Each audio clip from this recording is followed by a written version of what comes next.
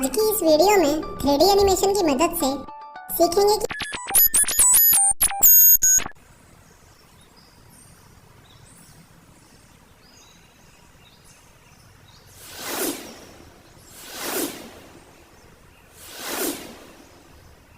कि फास्टैग आखिर काम कैसे करता है, यानी कि हाउ फास्टैग वर्क्स।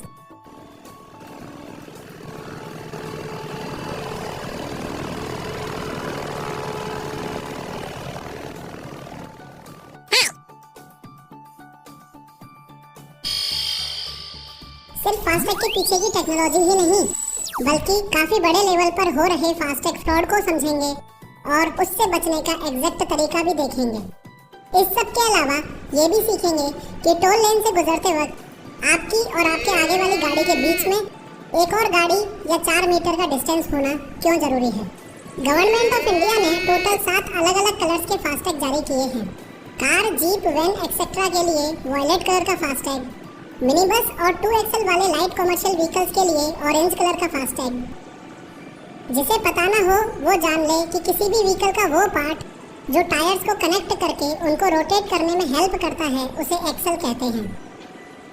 2XL वाले बस और ट्रक्स के लिए ग्रीन कलर का फास्टैग, 3XL वाले बस और ट्रक्स के लिए येलो कलर का फास्टैग, 4, 5 और 6XL वाले बस और ट्रक्स के लिए पिंक कलर का फास्टैग, 7 या उससे ज्यादा एक्सल वाले ट्रक के लिए स्काई ब्लू कलर का फास्टैग, HCM यानी हैवी कंस्ट्रक्शन मशीनरी और EME यानी कि अर्थ मूविंग इक्विपमेंट जैसे JCB एक्सेट्रा के लिए ब्लैक कलर का फास्टैग।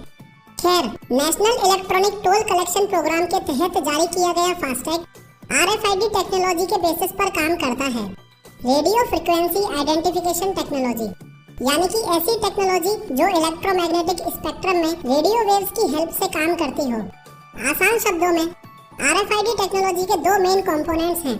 पहला ये RFID टैग, जिसे फास्टैग भी बोला जाता है, और दूसरा ये RFID स्कैनर जो इस फास्टैग को स्कैन करता है। जैसे ही आपकी कार इस फास्टैग लेन में एंटर करती है, RFID स्कैनर आपकी कार पर लगे फास्टैग को स्कैन करने लगता है। अब फास्टैग में ये सब जो दिख रहा है, यानी कि tag ID, bank name, customer care number और लोगोस के अलावा 2 ऐसे कंपोनेंट्स हैं जो नेकेड आई से विजिबल नहीं होते। वो 2 कंपोनेंट्स हैं चिप और एंटेना। इस चिप में आपके व्हीकल की वो सारी डिटेल्स होती हैं जिसकी हेल्प से ये पता लगाया जा सके कि उस व्हीकल का टोल फेयर कितना होगा, जैसे कि vehicle class, vehicle wait, FASTag ID, vehicle registration number और व्हील बेस, यानी कि 2 एक्सल के बीच का डिस्टेंस एक्सेट्रा। इसी तरीके से अगर यही RFID टैग इंसानों पर लगा दिया जाए तो ये इंसानों की डिटेल्स बता देगा, और जानवरों पर लगा दिया जाए तो RFID स्कैनर से स्कैन करके जानवरों की डिटेल्स भी देखी जा सकती है। इस एंटीना की हेल्प से ये RFID स्कैनर इस सारी की सारी व्हीकल इंफॉर्मेशन को अच्छे से कलेक्ट कर पाता है। इंफॉर्मेशन कलेक्ट होते ही RFID स्कैनर सारी डिटेल्स टोल प्लाजा सिस्टम को, यानी कि इस कंप्यूटर को फॉरवर्ड कर देता है। शायद आप पहली बार देख रहे हो, लेकिन टोल प्लाजा पर रखे कंप्यूटर की स्क्रीन कुछ ऐसी दिखती है। इसमें toll owner, transaction number, CCTV recording, date and time, vehicle weight, temperature और लेन इंफॉर्मेशन के अलावा RFID स्कैनर के द्वारा दी गई डिटेल्स इसी जगह पर होती हैं। ये सारी फास्टैग डिटेल्स इस टोल प्लाजा के कंप्यूटर से एक्वायरर बैंक को फॉरवर्ड की जाती हैं। अब यहाँ पर 2 इम्पोर्टेंट टर्म्स आपको समझने होंगे। पहला एक्वायरर बैंक और दूसरा इश्यूअर बैंक। इसको एक एग्जांपल की हेल्प से समझते हैं। शॉपिंग करने के बाद जब मैं खरीदे हुए सामान का बिल पे करता हूँ, तो जिस बैंक ने मुझे शॉपिंग करने के लिए क्रेडिट कार्ड दिया है वो तो हुआ इश्यूअर बैंक, लेकिन जो दुकान का मालिक उस पेमेंट को एक्सेप्ट करेगा, उसके बिहाफ पर जो बैंक काम कर रहा है वो हुआ एक्वायरर बैंक। उसके बिहाफ पर कैसे काम करेगा? जैसे ही मेरा कार्ड स्वाइप होगा, वैसे ही कार्ड फर्जी है या नहीं, कार्ड में क्रेडिट्स अवेलेबल हैं या नहीं, कार्ड पेमेंट के लिए एलिजिबल है या नहीं, ये सब चेक करने की जिम्मेदारी एक्वायरर बैंक की होगी, जो कि मर्चेंट की तरफ से काम करता है। इसी प्रकार टोल प्लाजा पर ट्रांजैक्शन होते वक्त जो बैंक कार ओनर के बिहाफ पर काम करेगा वो तो हुआ इश्यूअर बैंक, और जो बैंक टोल प्लाजा वालों की तरफ से काम करेगा वो हुआ एक्वायरर बैंक। इसलिए फास्टैग डिटेल्स इस टोल प्लाजा के कंप्यूटर से एक्वायरिंग बैंक को फॉरवर्ड की जाती हैं। एक्वायरिंग बैंक के पास डिटेल्स पहुंचते ही ये पता लगाने के लिए कि फास्टैग डिटेल्स वैलिड हैं या नहीं, वो सारी डिटेल्स एनईटीसी मैपर को फॉरवर्ड कर देता है। एनईटीसी मैपर एक प्रकार की फास्टैग लाइब्रेरी है जिसमें आज तक जारी हो चुके सभी 1,30,00,000 फास्टैग्स की इंफॉर्मेशन रहती है।